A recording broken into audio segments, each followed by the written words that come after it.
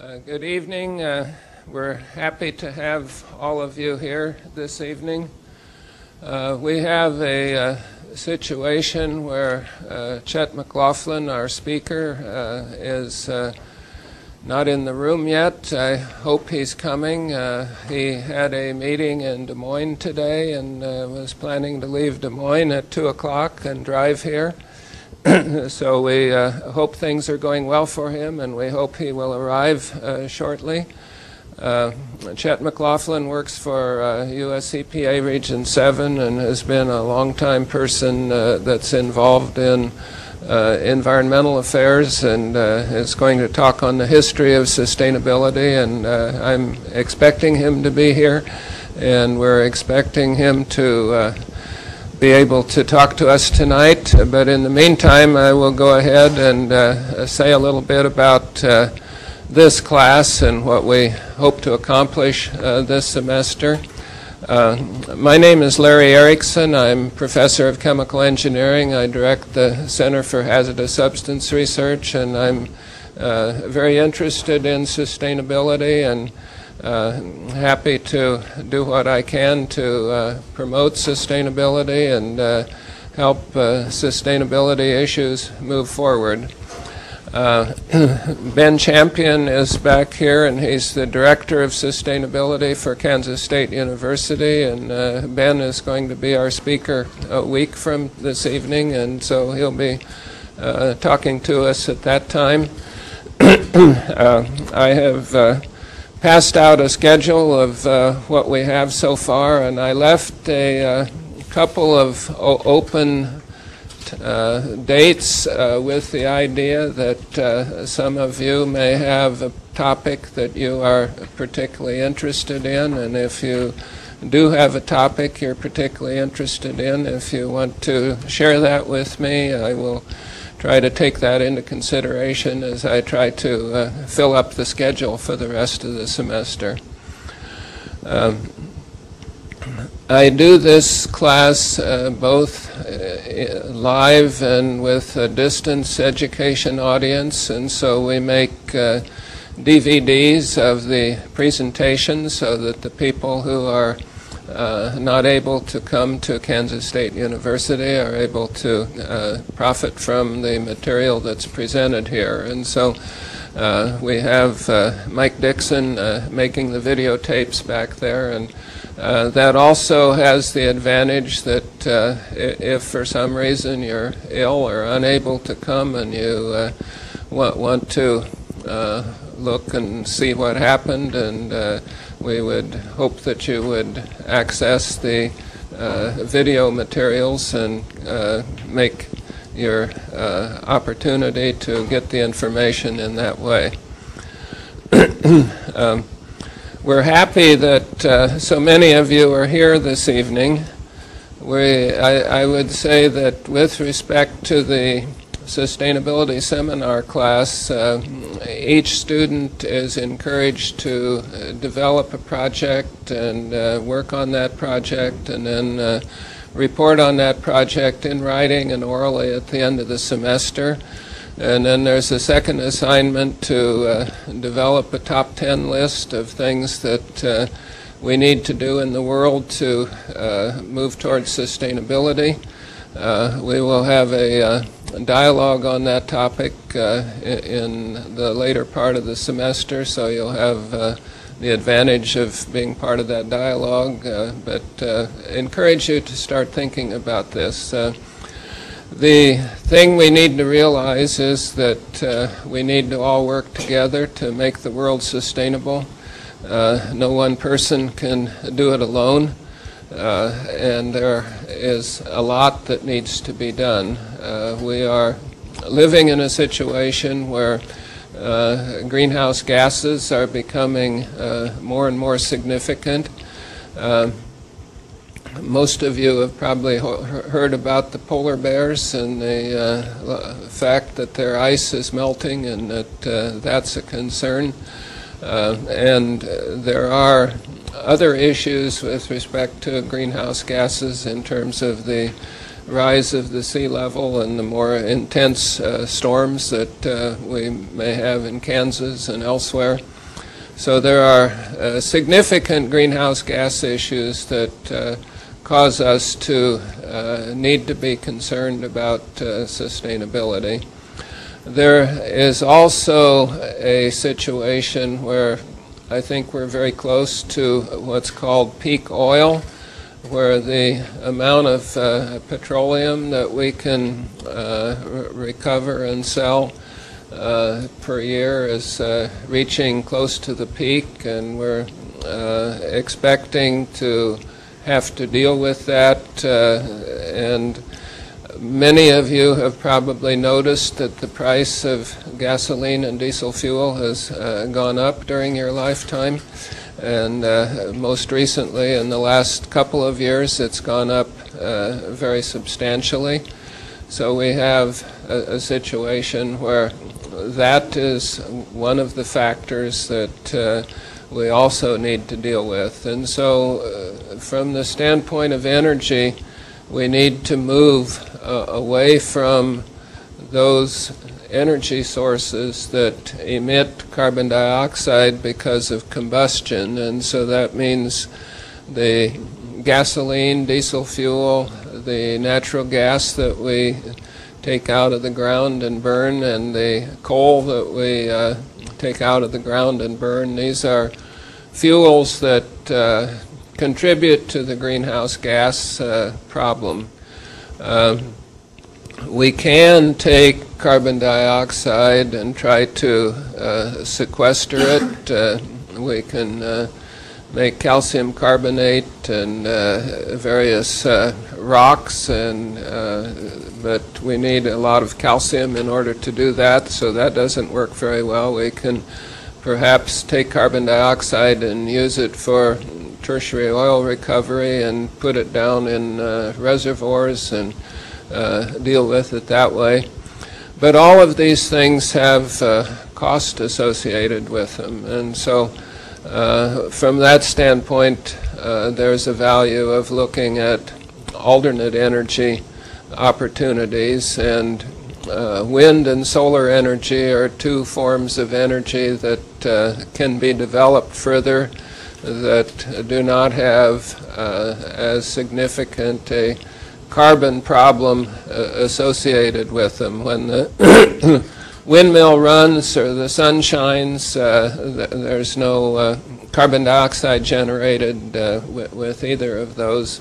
And so the solar cells and the windmills, once you get them up, are fine. But of course, if you're trucking the blades of the windmill to the site and you're using petroleum to do that and so forth, there is some petroleum cost that may be associated with those situations as well. With wind energy, we have Mike Steinke coming 2 weeks from this evening to talk about the development of wind energy and wind resources. One of the issues with electricity is that it's not real easy to store it. We do have batteries associated with our hybrid vehicles, and some of you may have used electric golf carts, for example, that where you have batteries and charge the batteries, and so we can work with electric vehicles and battery storage. But at this point, we have a set of service stations that are set up for gasoline and diesel vehicles, and we don't have a system where we have auxiliary batteries so that you can drive into a station and trade your auxiliary battery for one that's charged, and then let the battery that's discharged be charged up overnight when the wind is blowing and the windmills are able to charge, or to charge them during the day with solar energy, for example. So there are opportunities to go in that direction, but the transformation of our society to go from where we are to where we need to be sustainable is a huge challenge. And for those of you who are currently students, we have a situation where I'm expecting there to be many good employment opportunities that are associated with sustainability, because there's going to be a lot of things that we need to do to move towards sustainability.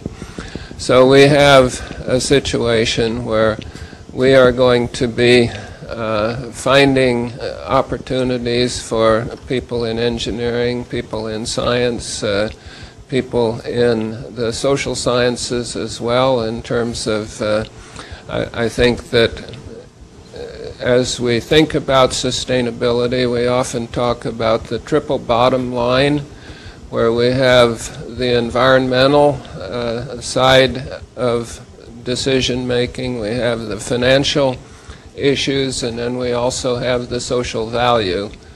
And so as a society, how we move from our present decision making to a set of decisions where we look at social value and environmental impact and financial impact, that's going to be a significant change. And so that's something that I think the social science people have a role.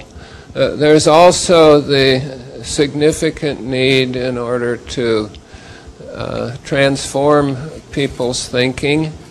We have a situation where some people have a better understanding of where we are with respect to the need for sustainability, and other people are recognizing that the gasoline price has gone up, but they do not yet have a very good appreciation of the significant challenges that exist to move us from where we are to where we need to be. My sense is that it's going to be one of the major historical activities that we need to deal with. And so as we look at history, we've had transformations such as the coming of electricity. When the world first got electricity, we didn't have electricity everywhere. I grew up on a farm in Nebraska, and so in my early life, when I was a very young boy, we had a windmill that provided wind power. In fact, we had two of them. The one windmill basically pumped water for the livestock, and the other, smaller windmill, charged some batteries that we used for the electricity that we had. But our electricity was used to provide a little bit of lighting, and it was used to run a radio, and that was the extent of our electrical appliances. We didn't have much electricity in that respect. But now we have a great deal of use of electricity. It's used widely, and we have electrical heat in some homes, for example.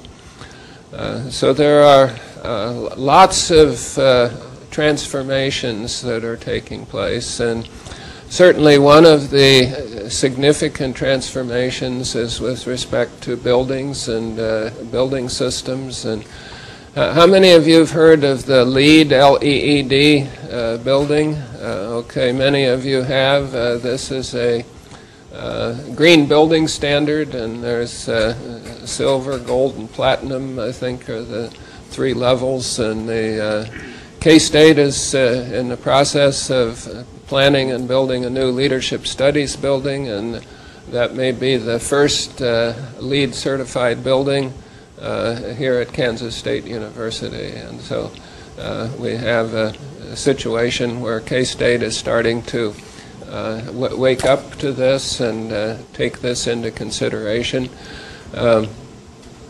With respect to buildings and appliances and a variety of issues, wonderful, you're here. I come from Kansas City, and we have traffic jams. I have been here since 10 minutes of 7, locked in a traffic jam. Not Manhattan, please. This is the purple power on points tonight. That's the traffic jam. It's not the fault of these students here. Oh no, we were here on time, and I do apologize. Yeah, we have a computer here. If you have anything, you can plug into it. And if you want to plug your computer in, we can do that as well. So you'd like to do that. Mike, why don't you shut the tape down and come and help us hook up, and we'll get him started. Thank you.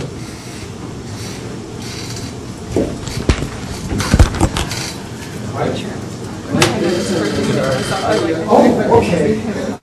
As I said, sustainability is one of my favorite topics. I'm going to move this if I can down here where I get to it. I like to be close to my subjects. I wonder as I talk.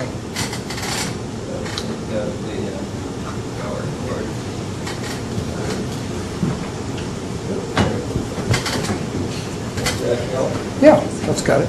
Thank you.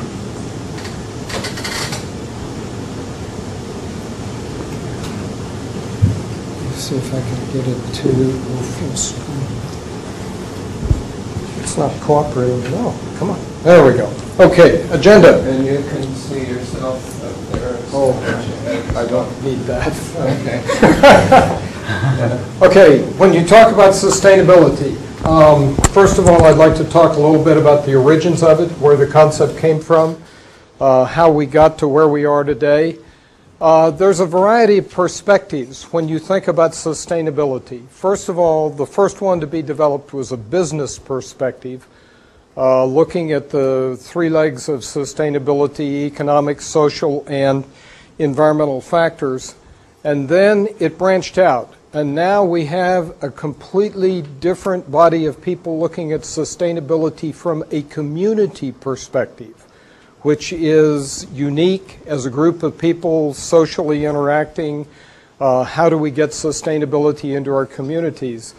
And more recently, within the last year and a half, we've had a whole body of people looking at sustainability from a household perspective. You've seen carbon footprints arise, and you're going to see a whole lot more of them. There's about 20 of them out there. They use different factors. Be very careful which ones you choose and use, because some of them are using factors that really aren't well substantiated, and you've got to be very careful what you do. But there are household sustainability activities that are going on. There's talk about agricultural sustainability. One of the fathers of agricultural sustainability is a professor at the University of Missouri who has written a couple of very good books about sustainability in agriculture. And he says, we know an awful lot about how to do it, but we're just not doing it. And we've had him to a couple of our EPA courses in Kansas City talking to us about how to try and achieve sustainability in agriculture. But it's a highly resistant sector, as are many others, and it's going to be really tough. Sustainability brings its own issues and own barriers, and I'd like to talk a little bit about that. Our agency is a classic case of sustainability gone awry. Our administrator looked at sustainability as a concept about 6 years ago and decided we were ill-equipped to do it, morphed it into a thing called stewardship, tried to get us to buy into stewardship as some kind of a replacement for sustainability, and we've basically abandoned his efforts to morph it, and just we're doing nothing on sustainability. I also went out on the web and found KSU in sustainability, so we've got a little bit to talk about there. Definition. Why not go to where you all go? Wikipedia. Wikipedia has a wonderful definition of sustainability. I won't read it for you. It's right there. Environmental usage, it refers to potential longevity of vital human ecological support systems. In other words, the earth, and taking care of the earth. Sustainability is fundamental to it. The term originated back in 1980. Organization of Cooperation and Development was the first one to use it in 1980. Then it was used more prominently in the Brundtland Commission report in 1987, which was on the limits of growth. That report talked about sustainable development for the first time and coined the definition that sustainable development meets the needs of the present without compromising the ability of future generations to meet their needs. And that is the definition that most people should be using today. Be very careful when you look at sustainability programs on the web, because there are many of them that have morphed this definition into saying other things, and you will find yourself using programs that are not sustainable, that are billed as sustainable programs. Aspects of it, continuous improvement. A step back from sustainability are environmental management systems. Those are a ISO 14001 program.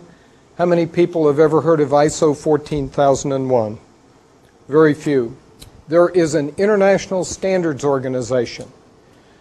They are operated as part of the UN. They set standards for all kinds of things. One of the standards that they've set up is for a business that wants to say that they are operating in an environmentally sound manner. There are a set of procedures that a firm can go through to establish what is called a Plan, Do, Check, Act system. And it involves looking at all their environmental impacts, not their social or their economic, but just their environmental impacts, documenting those, developing a priority system for deciding which ones are most important, addressing those, and then annually going through this Plan, Do, Check, Act. Before sustainability, we had environmental management systems. They are out there. ISO 14001 standards are established worldwide, and for instance, the EU encourages firms in third world countries to use the environmental management system to get them started towards sustainability and to establish an environmental management program. Continuous improvement comes from that concept. Second is preservation of human capital. That means taking care of the health and safety of your own employees. It is a vital part of sustainability. Next is restoration of nature. Notice they didn't say preservation, they said restoration, because most of our facilities have already done significant damage to the environment, either where they are or the environment around them, and they need to take action to document that, figure out what they're going to do about it, and begin the restoration process. Next is it implies an overarching point of view. In other words, looking at it from the point of view of how future will view what they are doing in that plant or that facility.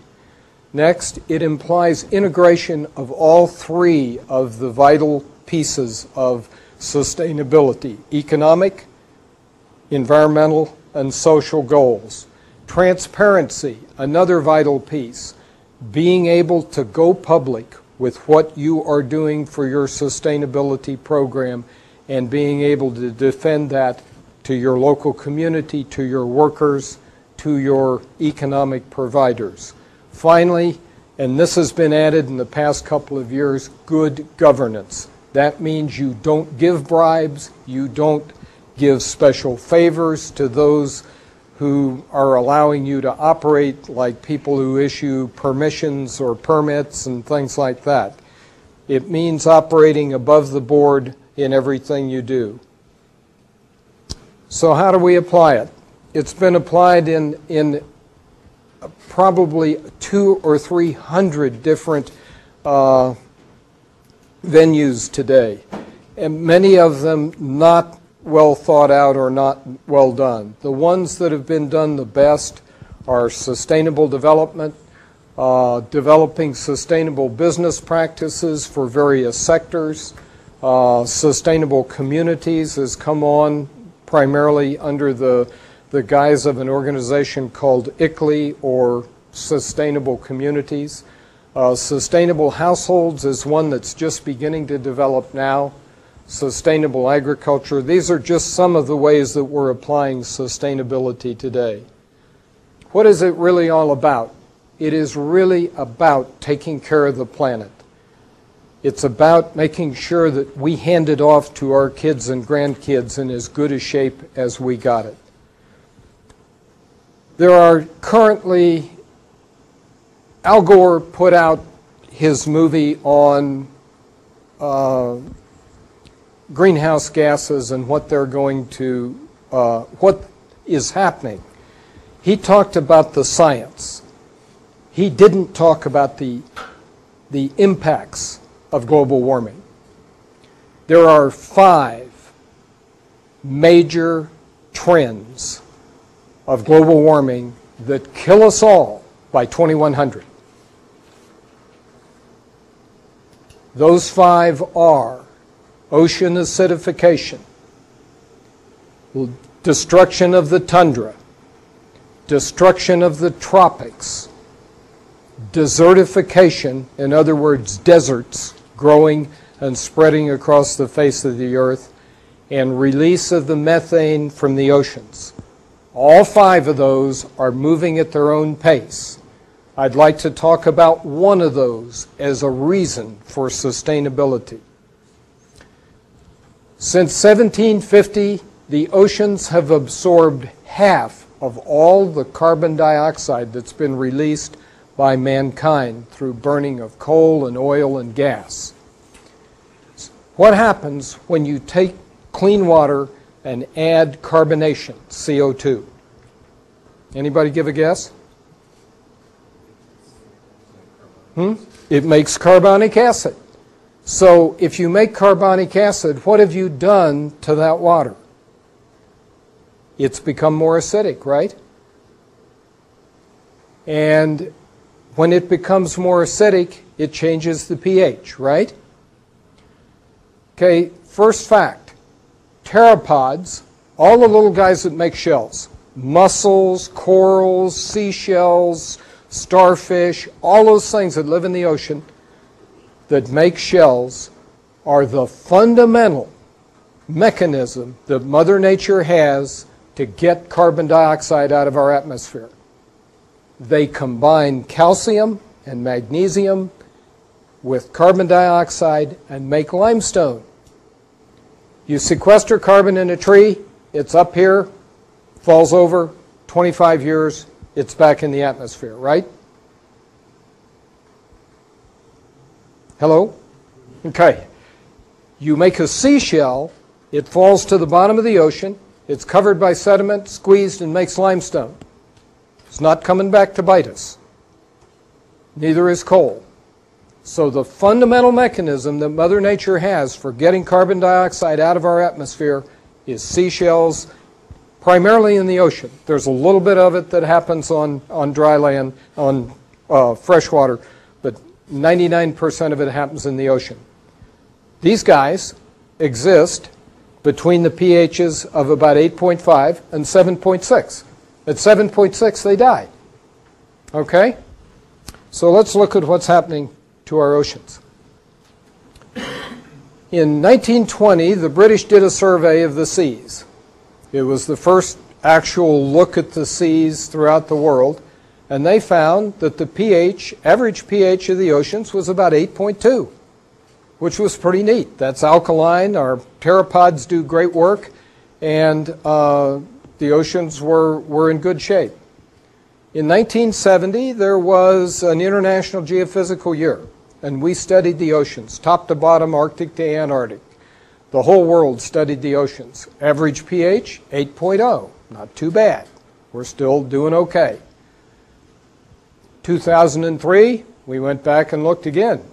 7.8 pH. Remember our pteropods?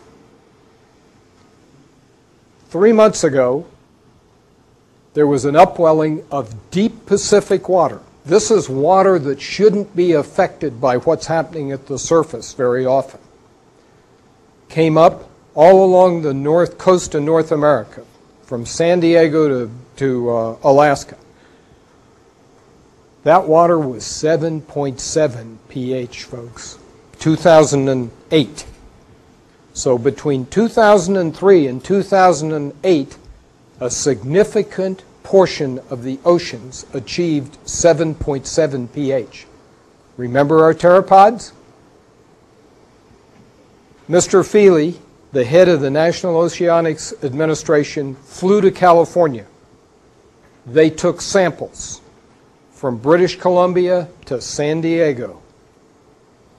What they found was the shell formers quit.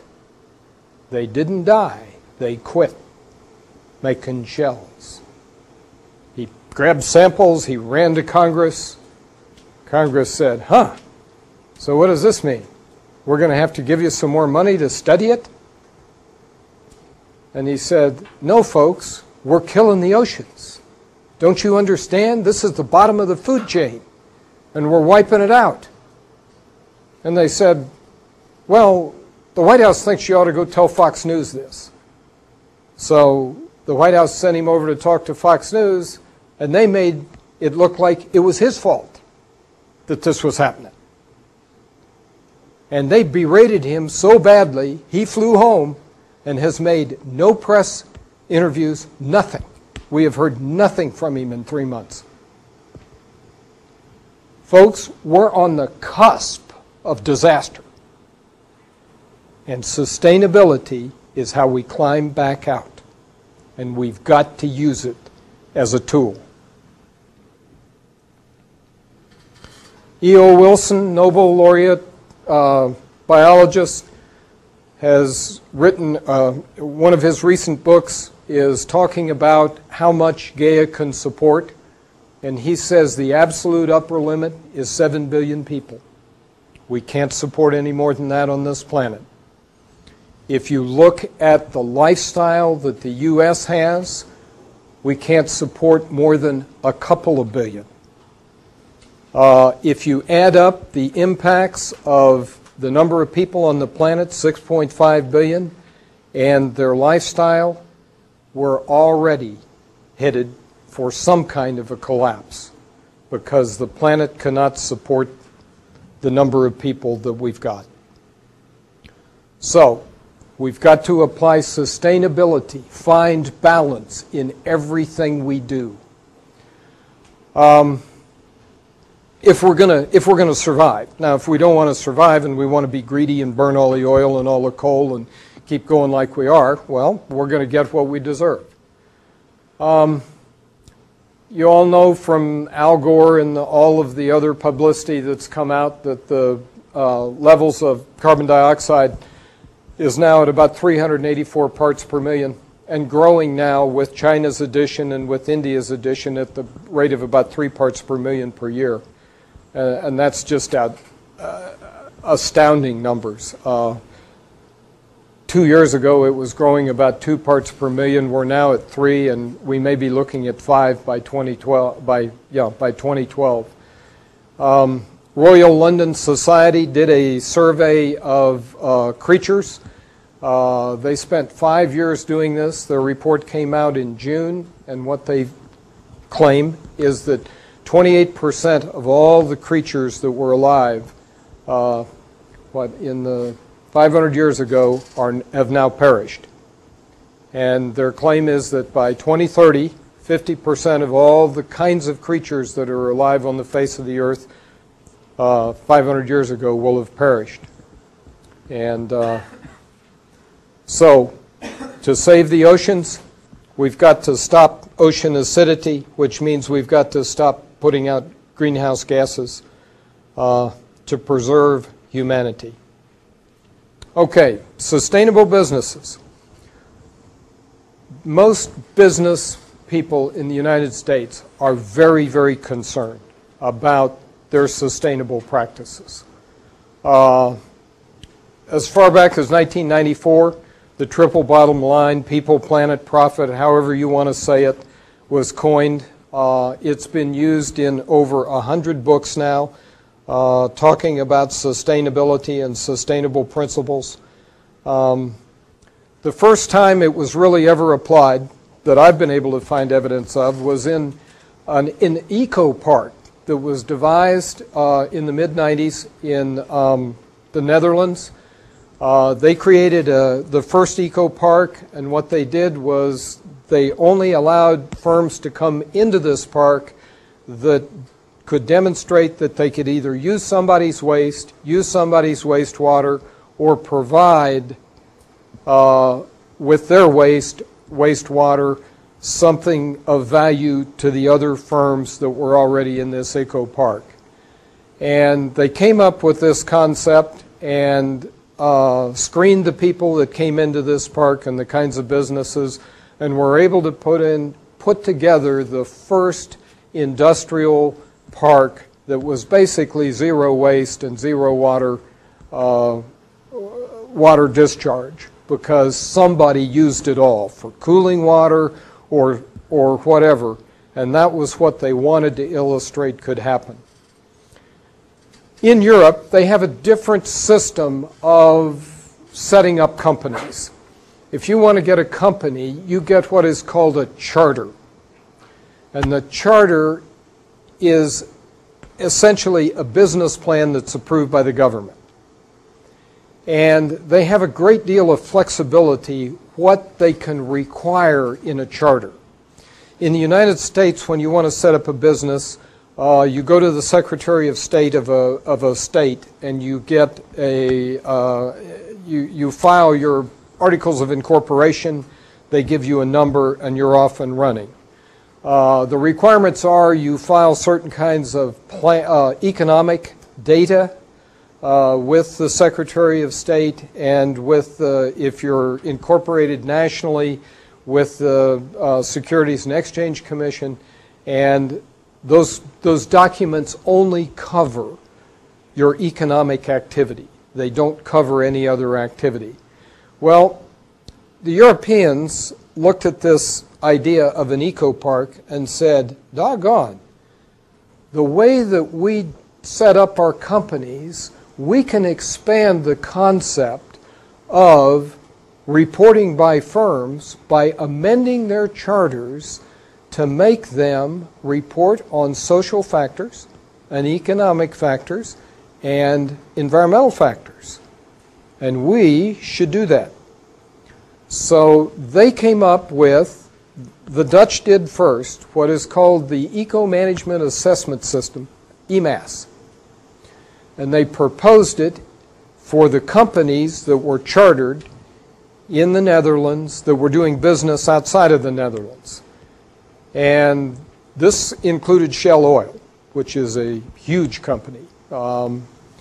And at first the company said, we don't want to do this. This is awful.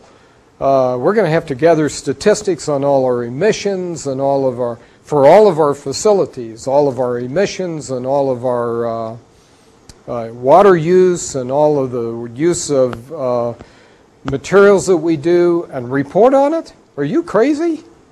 Well, the Dutch stuck by their guns, and they said, no, we're not crazy. We want you to do this. And Shell Oil went through about a 3-year effort to gather that kind of data on all of their facilities all across the world. And after they got it set up, It was a reporting system that could annually. Not only could they see what their impacts were for the very first time they ever could do that, but they had an annual method for tracking what those impacts were and looking at what they should be prioritizing to fix.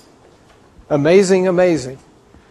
So 1997, the Dutch took this to the EU, and they said, folks, we can do better. We need to take this EMAS system and impose it on all the companies that are doing business in more than one country in the EU.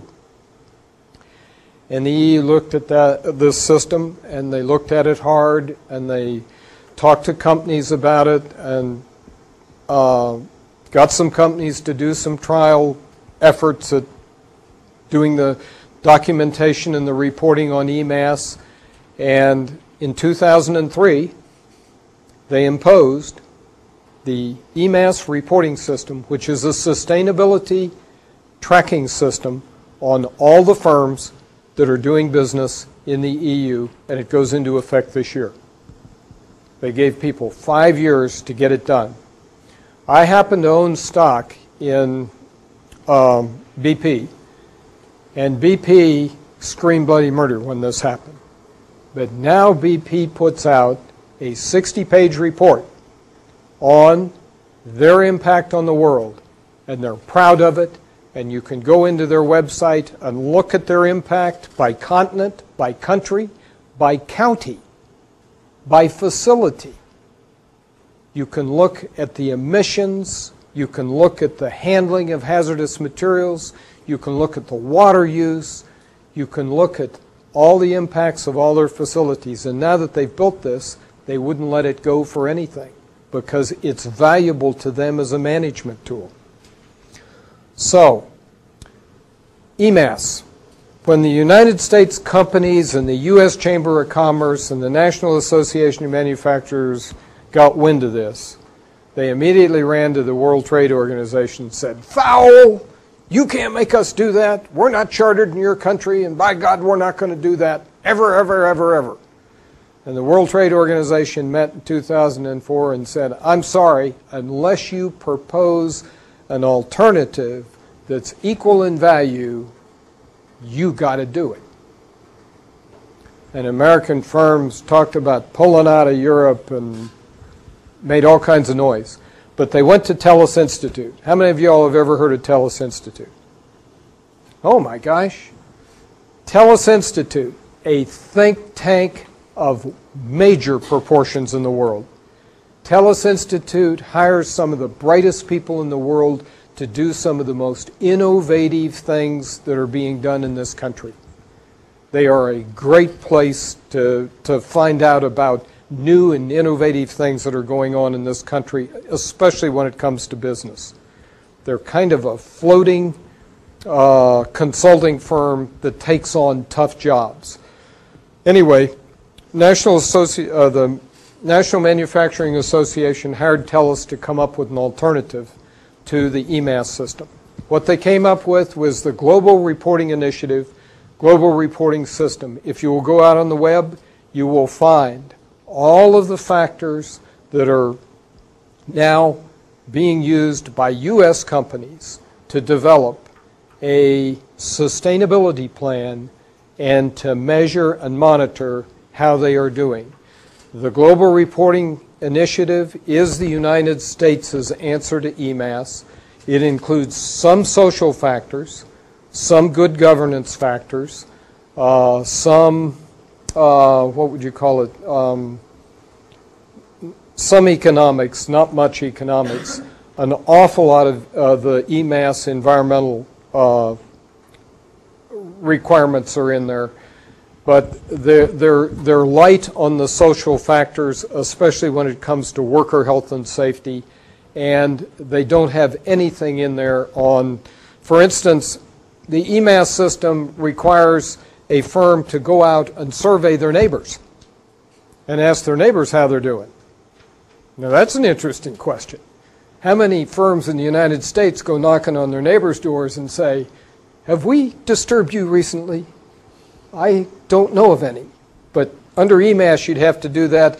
Under Global Reporting Initiative, they don't. So we went back, the United States went back to the World Trade Organization and proposed Global Reporting Initiative as our answer to it. The Japanese have picked it up and said they like it better. So we now have two major world systems for sustainability reporting. What do these things include? They include some economic factors.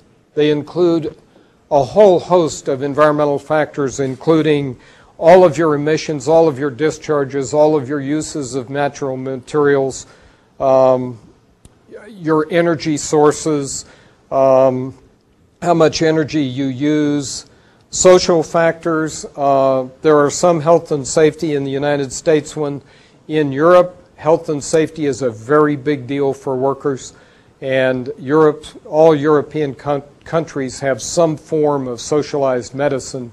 So getting people to, companies pay for a significant part of this. So getting the data on the health and safety issues of their workers is an easier activity in Europe than it is in this country, and our global reporting system doesn't have a great deal of it. Human rights factors, again, the United States system has very little of that. EMAS has significant parts of it. Labor practices and decent work standards, in other words, don't hire kids under 16. Those are some of the EMAS factors. The United States system is very light on this. Societal factors, that would look at worker families. That would look at the impact of your facilities on your neighbors. Very little in the United States system, a great deal of it in the European system. And finally, product responsibility factors. And this is a growing concern, especially with Chinese goods and things like that coming into this country. And it's going to be a bigger issue as time moves on. Sustainable business. Measurements. There are a variety of systems out there and places to go to get assistance. I told you about the Global Reporting System. Ceres is another one of those organizations that provides business help on setting up sustainability programs. The Institute for Sustainability, there's a host of them. I came up with over 400 of them that came up on the internet when I Googled it the other night, and I was just really stunned by that. The World Business Council for Sustainable Development is another source of excellent information on it. They also are a membership organization. If firms are interested, they can join it and get free tools and help on developing their sustainability programs. I think we've gone over most of these. I don't want to make you late for Obama's presentation tonight. If you want examples of sustainability reports that are being put out by firms that have been at this for quite some time, BP, Johnson & Johnson, 3M, Shell, those are some of the more outstanding that are publicly available. All you got to do is Google them. You can go look at them, and they've got just a plethora of information on them. Dow Jones Sustainability Index. You want a reason for doing sustainability? 20 to 25% growth in the firms in the sustainability index versus the Dow Jones General Stock Index over the last 5 years. That is a reason for every company to look at sustainable practices. Sustainable communities, the second big area that's beginning to take off. I told you that ICLEI, I can never remember what ICLEI stands for. Is anybody? It's International Cities something. Anyway, they are the leader worldwide in sustainability. They've got 800, last time I looked, they had about 815 cities like Shanghai, Beijing, London, Paris. Most of the major cities of the world are part of the Sustainable Communities program. In the United States 2 years ago at the Mayor's Conference, the Seattle mayor made a fabulous speech and challenged the cities of America to adopt sustainability programs and stop greenhouse gas emissions. Within a year, over 700 U.S. communities responded, including Manhattan, made the commitment to develop greenhouse gas or climate protection plans is what they're called. ICLEI has models. They have the information you need to do a footprint for your community, to find out how it's performing in energy, transportation, water, waste, and other areas. That once you've done your footprint, you can then look at what you need to prioritize, what you need to work on. And there is a growing competition among communities for who can be the greenest. Austin, Texas is right up there, Portland, Oregon, Seattle, Washington, Berkeley, Arlington, Virginia, of all places, across from D.C. is a county that's doing wonderful things in their sustainability programs. In the Kansas City area, we've had 21 communities, cities, mayors sign an agreement to develop green climate protection plans. Kansas City, Missouri is the leader in this. They developed their Phase 1 plan last year. It was adopted unanimously, and they are implementing 13 programs that are going to drive the city towards sustainability. This year, their Phase 2 plan adopted things like 80% waste reduction by 2020. These are big goals, folks. Increasing the ridership on their mass transit system by 100% by 2012. These kinds of goals are going to pull us towards sustainability if we're able to achieve them. New magazine just has started being printed called Cities Go Green, which is documenting many of the city commitments under these climate protection plans. It is a wonderful array of activities that are going on. I've been part of the Kansas City, Missouri waste team, and we've come up with a unique concept. The Kansas City Public Works Department has a waste organization that handles their solid waste program. We are recommending that they be taken out of the government, that they be funded as an entity, like a not-for-profit, and they be given the charge of coming up with a program to make waste profitable by increasing the markets and increasing the level of curbside collection and putting things together for the whole waste community, working with the private sector. It's a unique concept. It'll require a charter for this unique organization. I think it has enormous potential.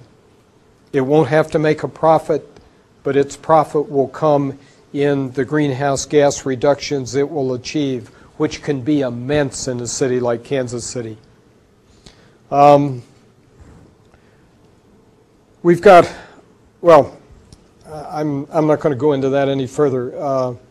We are running into some problems in terms of the city council cannot obligate future city councils beyond a certain point, and it's about 5 years. And sustainability takes a longer-term view. You have to look at your issues and your problems from a much longer point of view than many of our institutions allow us to currently look at things. And I'm not sure how we're going to solve this, but we've got to come up with a method for doing planning in a horizon that's beyond 5 years. Sustainable communities. We started with a footprint baseline using the ICLEI model. The city opened up the process, invited anybody in the town who wanted to participate, had public meetings all around town to elicit neighborhood groups, not-for-profits, church groups, people like that to come and participate in the development of their their climate protection plan, which is really a sustainable communities plan. They've had something like 500 people participate in the process, and they're the people that are going to drive the implementation. That's the beauty of it. These people have been mobilized, they've been empowered, and now they're going to drive the implementation. By the way, both Phase 1 and Phase 2 were adopted by the City Council unanimously with about 300 people in the audience. Sustainable communities. We still need to do a lot of work to try and figure out how to overcome resistance. You've got a community, that community has got laws, they've got regulations, they've got codes, they've got all this infrastructure that's been built up. For instance, Kansas City, Missouri found you can't put your laundry on a clothesline in your yard.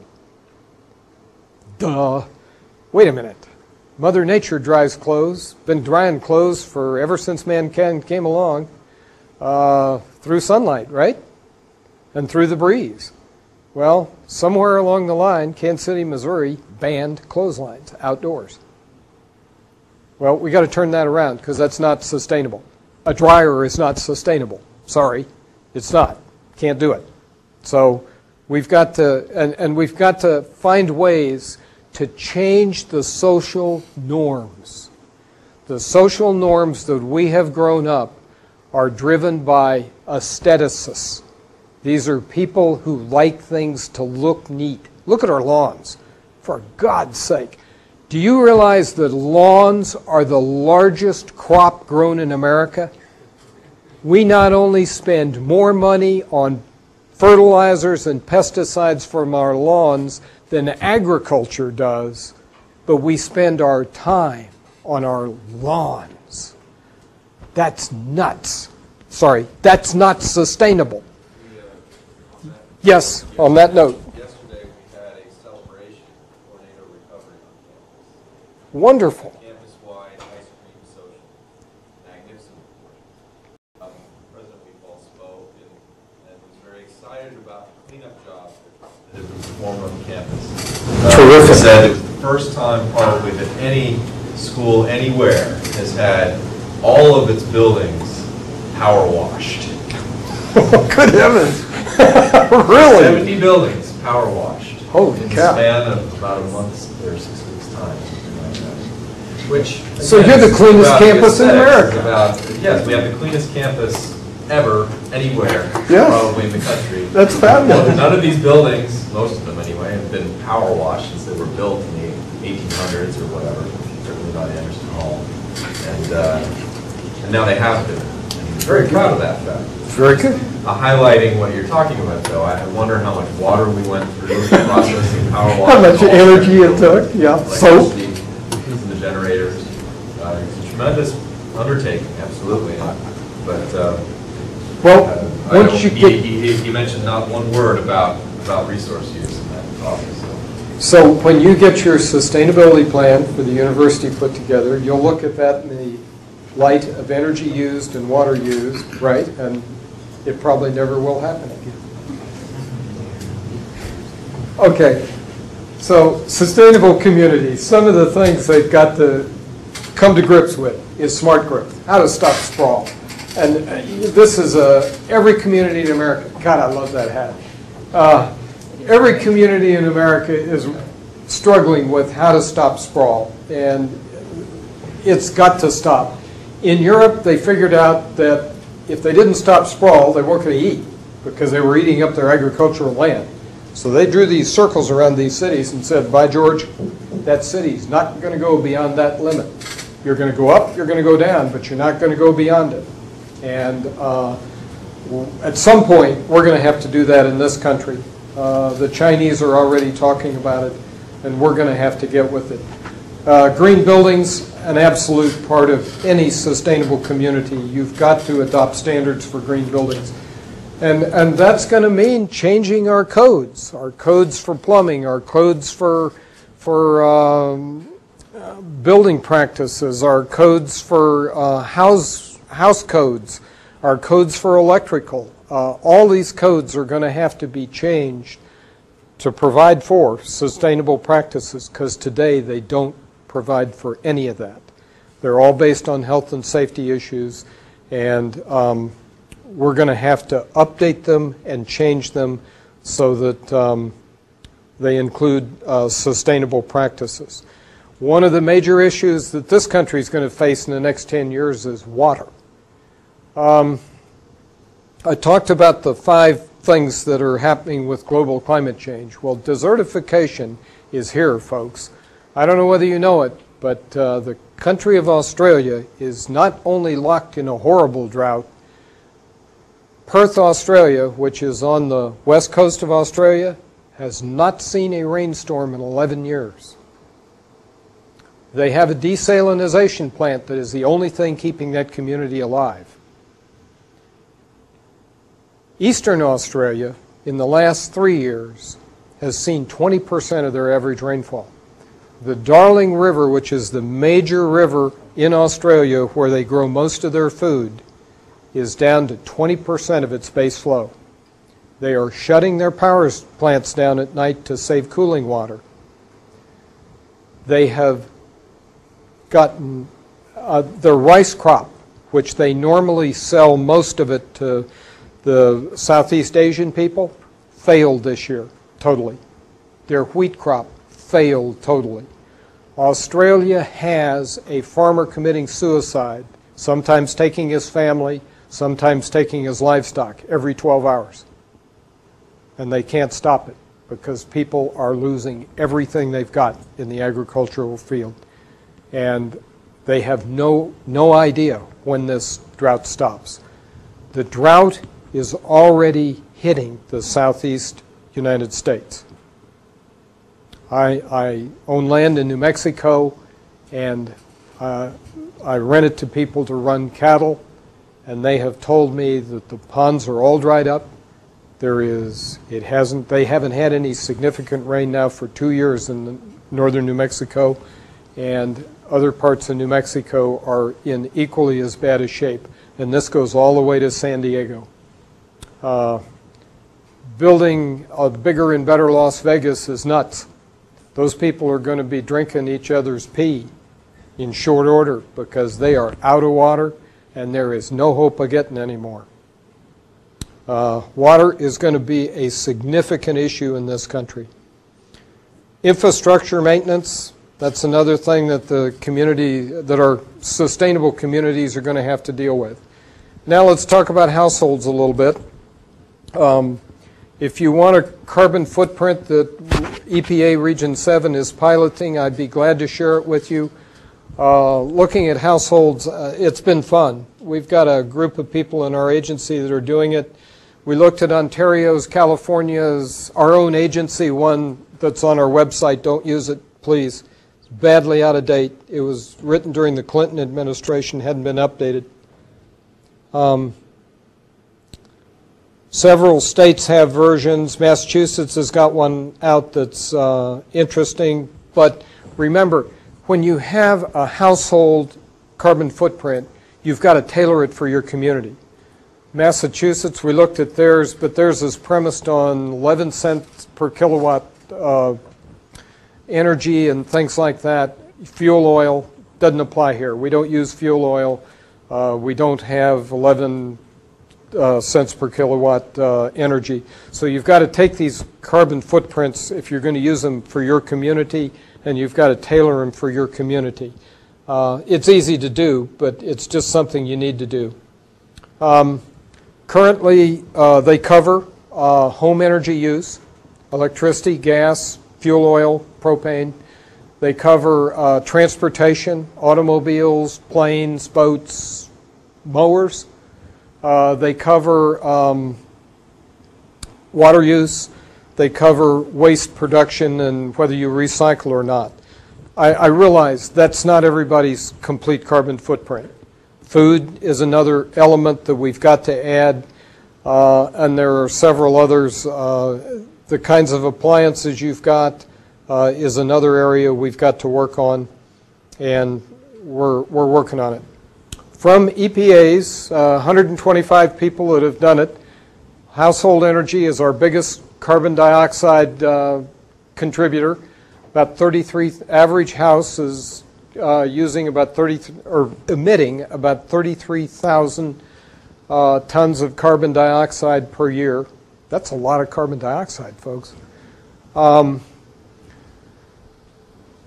We've been working with our SGBC chapter on a program to get design, well, to work on both new homes, design and training for new homeowners, prospective new homeowners, and remodeling programs to get green remodeling being done. We've got to get to where we look at construction as a cradle-to-cradle activity, and we're a long way from being there. If you want to look at green home systems for evaluating them, USGBC, Home Builders Association just put one out. It's a voluntary program. Green Globes that comes from Canada has got one out. All three of them are being used by various groups in the United States to evaluate our houses and energy use in our houses. We don't have a good way to get sustainability into our homes and homeowners association. We've developed this elaborate system of controlling what people do through codes and covenants and building restrictions and rules, and somehow to accommodate sustainability, a lot of that's going to have to change. Homeowners Association I live in has a 58-page book of rules, single-spaced. I've counted over 400 rules in my Homeowners Association booklet, and I have to say that better than half of them defeat sustainability, and we've got to find a way to overcome that.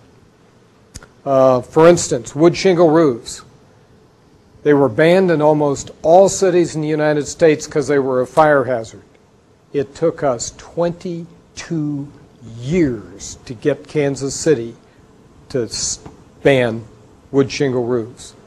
And the people that finally did it were the insurance companies, because when a wood shingle roof caught fire, you lost the whole damn house. If a sparkler fell on a wood shingle roof and the house burned down, well, the insurance company was out a lot of money, and they finally got behind it, and we finally got the last major city in the United States to ban wood shingle roofs. But it took us 22 years to get it done. We can't have that with sustainability. We've got to get to sustainability in 10 years, folks. Transportation, second major category. Our 125 participants emit 24,000 tons of carbon dioxide equivalent from their households. Sustainable practices are walking, biking, using mass transit, using carpools. Driving is really not a sustainable practice. Little things, sustainable practices. Push mower, sustainable. Electric mower, a little more sustainable. Gas push mower, absurd. 7% of the fuel you put in a gas mower comes out the back end completely unburned. Just a waste of gas. If you've got a mower with a 4-cycle engine rather than a two-cycle engine, that's what you get. If you've got a 2-cycle engine, 30% of the fuel comes out the back end unburned. So we've got to educate people on how to get to sustainable practices. Boats, planes, etc., they're toys. They're horribly expensive toys when you look at it in terms of carbon dioxide emissions. Planes are just unbelievably horrible. Boats are 2-cycle engines.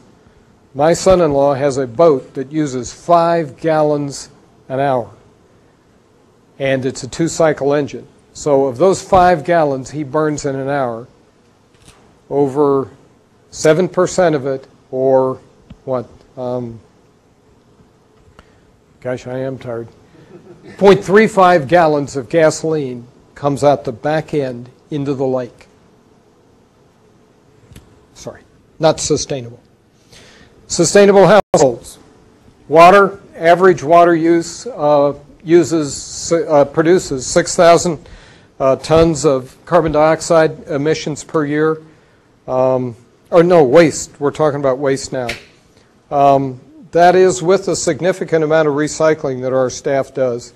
Water use, we're refining this, but at the moment it's averaging about 1,000 pounds of CO2 emitted as a result of water use. We're trying to document sustainable practices and figure out how to get people to adopt them. Sustainable agriculture, according to the guru at the University of Missouri, in the U.S. today, it's a joke. Yes, sir. I wish I'm having a senior moment, and I'm sorry. I can see him. What?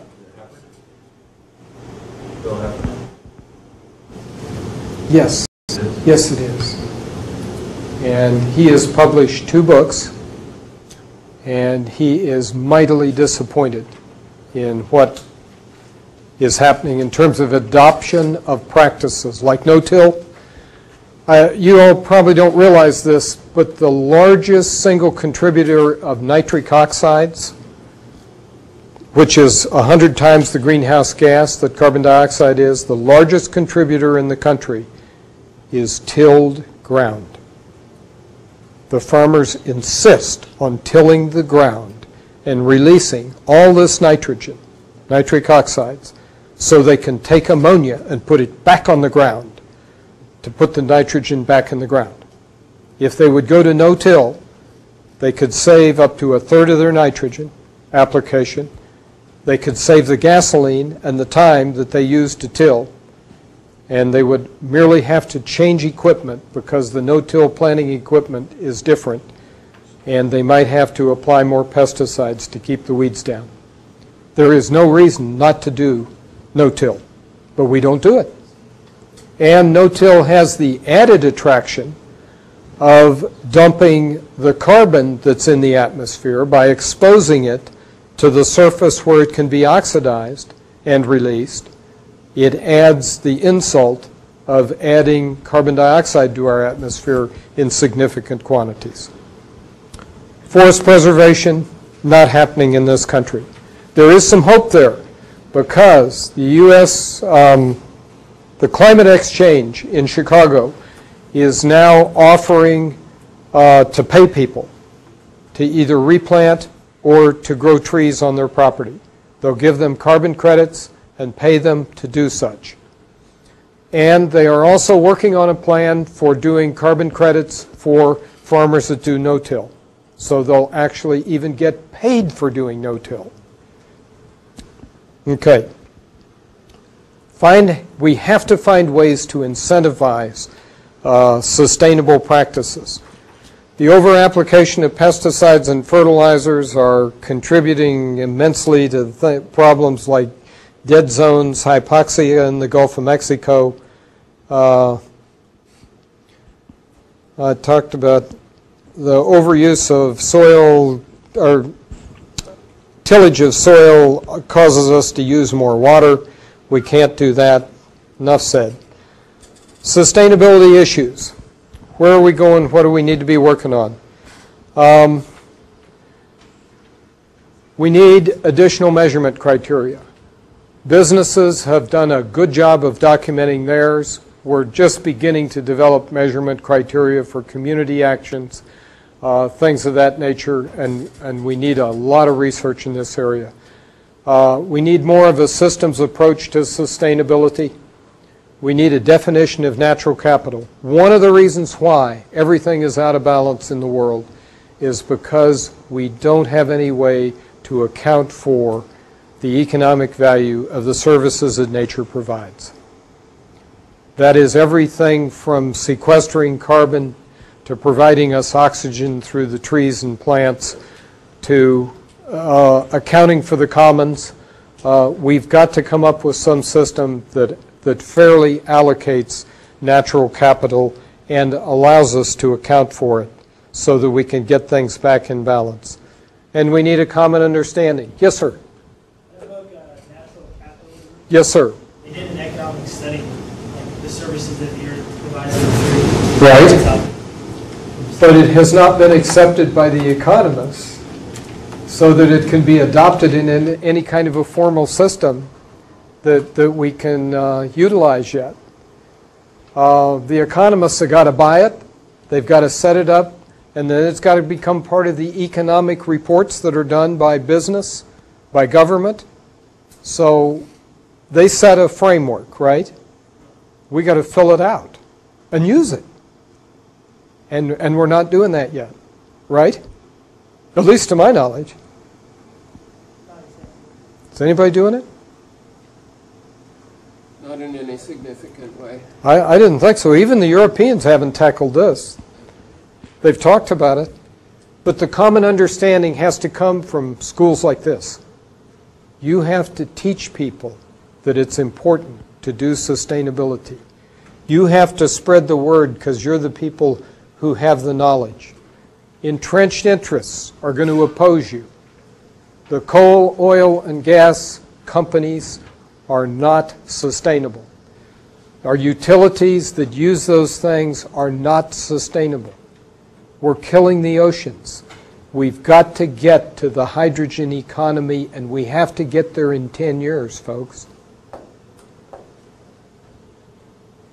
Did anybody notice that there was a major announcement by MIT about 2 weeks ago that they had come up with a catalyst, a cobalt phosphate catalyst that enables electrolysis to take energy and turn it into hydrogen with 90% capture of the energy from the electricity in the hydrogen? That is momentous.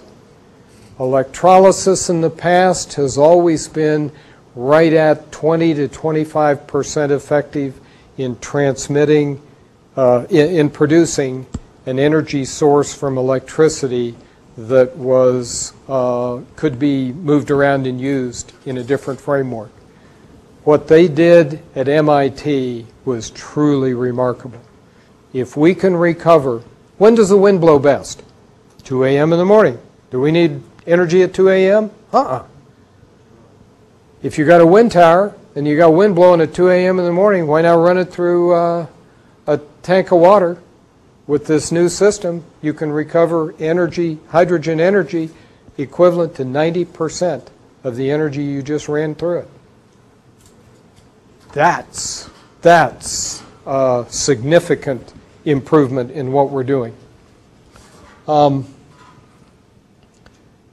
We got to develop incentives to get people to adopt sustainable practices at all levels. Got to do a better job of measuring. And we got to integrate it into everything we do.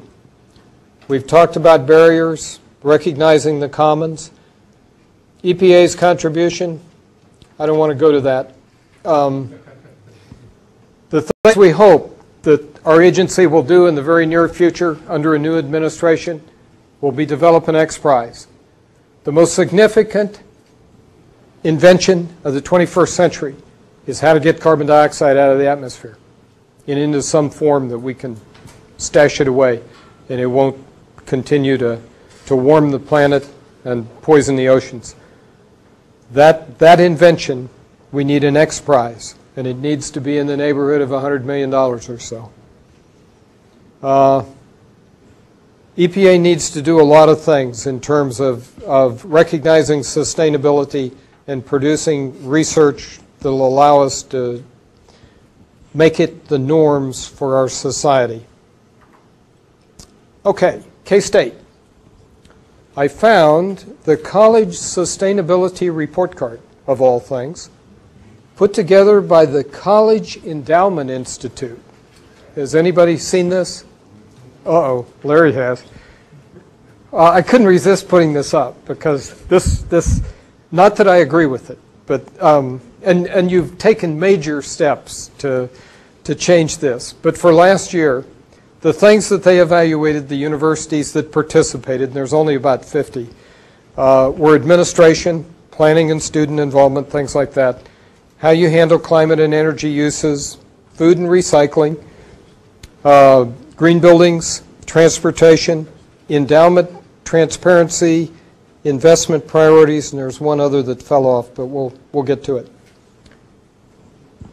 This is what they rated K-State as. I know better, you know better, but this is how it came out. Some of their criticisms were that you needed to improve. You know better than I'm summarizing, so please give me license. We'll be giving a whole lecture next week on this. Oh, you will? Okay, well, should I not go in? You can go ahead and review it if you want. Just, We'll get into details next week. okay. Well, you're going to get into the details next week. This is a preview. Anyway, we all have a ways to go. And if you'd rate my agency on how they're doing on sustainability, it wouldn't be a D+. It'd be somewhere lower. Some of the things that I wanted to highlight that I know of that are going on that I'm very proud of, Kansas State has formed a consortium to address sustainability issues for all of Kansas. They've hired a director of sustainability. Curriculum development is part of his charge to get sustainability into the classroom. That's fabulous. I know of no university in the country that is doing that on an organized basis. What? We're not either yet. Oh, but Charge doesn't mean we're doing it. But you're planning it.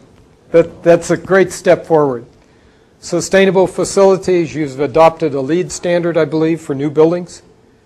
Well, there are going to be some LEED buildings, yeah. Is that right? That doesn't mean that we've committed every new building we lease. Okay. Well, you're started. Okay. We can get a long way. Yes. I would also add that limestone buildings basically are very green in the sense that since they have the thermal mass, they're very efficient in heat. And they're made out of natural stone, quarried locally.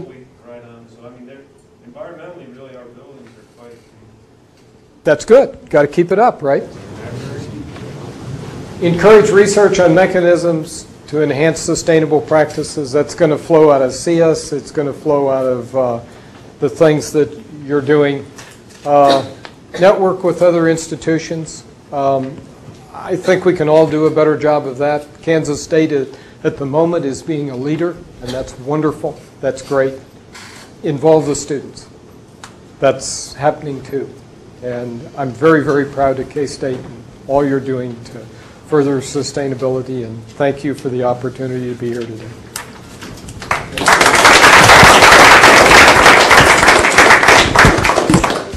I'm sorry we ran over this evening. We are going to try and get done in 50 minutes normally, but we had a traffic jam tonight and computer problems. And I want to thank all of you for your patience with respect to this. I think because of the hour, we'll let you have your questions on an informal basis and not take time for questions at this point. But thank you very much for coming. I certainly appreciate it.